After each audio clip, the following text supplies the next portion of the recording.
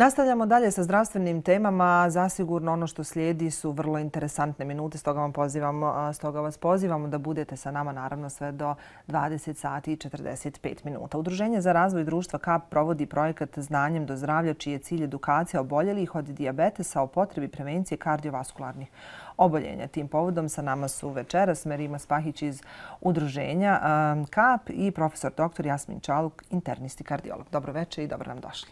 Dobro večer. Dobro večer, hvala na pozivu. Kardiovaskularne oboljenja su najčešća kod osoba sa dijabetesom, ali se mogu prevenirati. Kako i na koji način? Dijabetes je zdravstveni problem koji poprima praktično epidemijske razmjere. Danas u svijetu ima oko 150 miliona osoba s dijabetesom i dijabetes je upravo i opasan zbog toga što kardiovaskularne bolesti su vodeći uzrok smrti kod pacijenata s dijabetesom. Oko 70% svih osoba koji imaju dijabetes umiru zapravo od kardiovaskularnih bolesti, a u ukupnoj populaciji kardiovaskularne bolesti učestvuju sa više od 50% u ukupnoj smrtnosti. Sve ostalo zajedno, maligne bolesti, infektivne bolesti, nasilne smrti, sve je to zajedno ispod 50%. Sad, ukoliko govorimo o pacijentima s dijabetesom, važno je napomenuti da oni imaju 2 do 4 puta veće šanse da umru od infarkta miokarda nego iste takve osobe bez dijabetesa.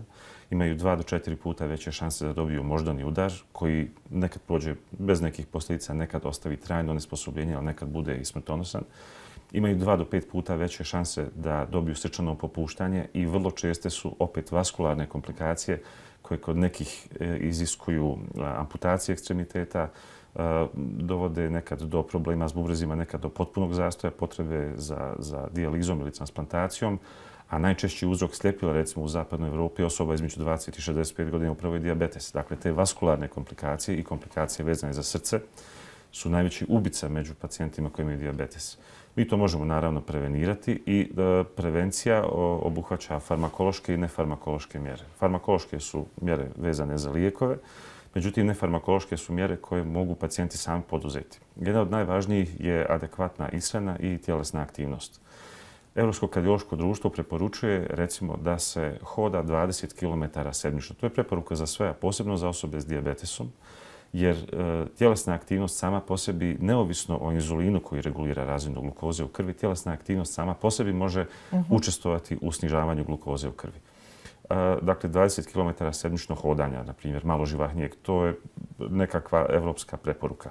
Zatim, potrebna je pravilna ishrana. Ono što je utvrđeno kao zdrava ishrana sa kardiovaskularnog aspekta je takozvana mediteranska ishrana. Dakle, meni u kojem ima više ribe, povrća, maslinovog ulja i sl. Pušenje je katastrofalni faktor rizika. To je jedna od karakteristika naše populacije po kojoj smo u tužnom vrhu Evropi. Vodeći smo po broju pušača u Evropi. A za pacijente s dijabetesom to je posebno opasno. Naši pacijenti koji imaju dijabetes, pa smo im implantirali recimo koronarne stentove ili smo im radili bypass operacije, imaju višestruko veće šanse da im se bypassi začepe, da im se stentovi začepe ukoliko su pušači nego ukoliko nisu pušači. Nadamo se da nas pažljivo slušaju, posebno oni koji konzumiraju cigareta. Da. Jedna od najpametnijih odluka u životu kod odraslih osoba koji su pušači jeste da ostavi cigarete. Evo, nadam se da pažljivo slušate. Evo već imamo nekoga na telefonskoj liniji. Dobro večer, ko je sa nama? Dobar večer. Izvolite, koje je vaše pitanje? Žela bi pitanje kod vas. Recite. Imala sam 3 moždana, manja. Imala sam srčani i lobarni. 2 stenda ugrađena, nakon 2 godine još 3 stenda su mi ugrađena. Molim vas, sad je šećer krenuo. Krenula masnoća, pored lijekova koje puno pijem. Nema nekog efekta, nisam uopšte optimista životu, jer ne pušim, ne pijem. Ne znam do čega to dolazi, krenula i sad i kosti popuštaju. I šta se tu dešava, kome da se obrati, šta je najbrži efekt kada djelujem, jer imam one kvrge po prstima, po nogama, stopalma, snimam, hodam, nema rezultata.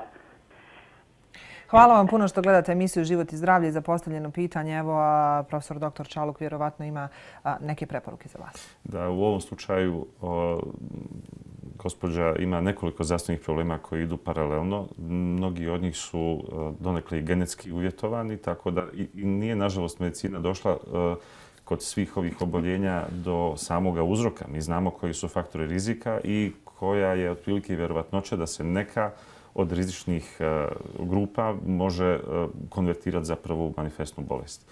Dakle, ovdje imamo problem sa koronarnim arterijama, tako da gospođa mora ići kod kardiologa na redovite kontrole. Lijekovi se moraju uzimati. Nažalost, to podrazumijeva da se koristi puno lijekova, ali bez tih lijekova praktično nema preživljavanja. Budući da je bio moždani udar, ne bi bilo loše kontrole kod neurologa. Izgleda ukoliko postoje zadebljanje na šakama i na stopalima, moguće je da postoji i reumatoidni artritis. Da, dakle, RMA. Sve to zajedno zahtijeva vrlo kompleksan multidisciplinarni pristup. Ono što ja preporučujem je da se obavezno ode na kontrolu kod endokrinologa, dijabetologa, da se vidi šta je s tim šećerom. Jer dobra kontrola glikemije, dobra kontrola šećera u krvi drastično smanjuje kardiovaskularne rizike. A naravno, paralelno s tim otići kardiologu da se evaluira trenutno stanje na srcu. I evo još samo za kraj da pitamo doktora upravo o ovoj informiranosti pacijenata. Koliko je ona krucijalna zapravo kada govorimo i o dijagnostici i o svemu onome što moraju znati pacijenti? Izuzetno je bitno da pacijenti budu informirani, posebno o kardiovaskularnim rizicima. Kad govorimo za pacijente s dijabetesom, to je od ekstremne važnosti jer im to može bukvalno spasiti život. Nažalost, česta je pojava u našoj zemlji da pacijenti nisu dovoljno educirani, da ne razumiju važnost striktne kontrole glikemije, ali radi se na tome. Ono što ja mogu primijetiti, budući da sam imao priliku susretati se sa pacijentima iz svih dijelova Bosne i Hercegovine, da su pacijenti u Sarajevu zapravo najbolje educirani i da najbolje poznaju svoje zdravstveno stanje, najbolje se služe i elektronikom i svjesni su toga šta su zdravstveni rizici. Ipak na tom se mora još raditi i ovo što radi udruženje KAPE svakako za svaku pohvalu. Ti se napori moraju multiplicirati i do pacijenata, odnosno do potencijalnih pacijenata moraju doći informacije o tome koliko je bitno da se brinu o svom zdravlju. Hvala vam puno što ste bili sa nama večeras kada je interesantno, vrijeme brzo prolazi. Imamo još dosta tema o kojima ćemo razgovarati u ovoj emisiji, ali naravno, evo tu smo za uvijek ovakve teme i za podržati ove priče i naravno družit ćemo se i u narednom periodu. Hvala što ste bili sa nama. Hvala vam.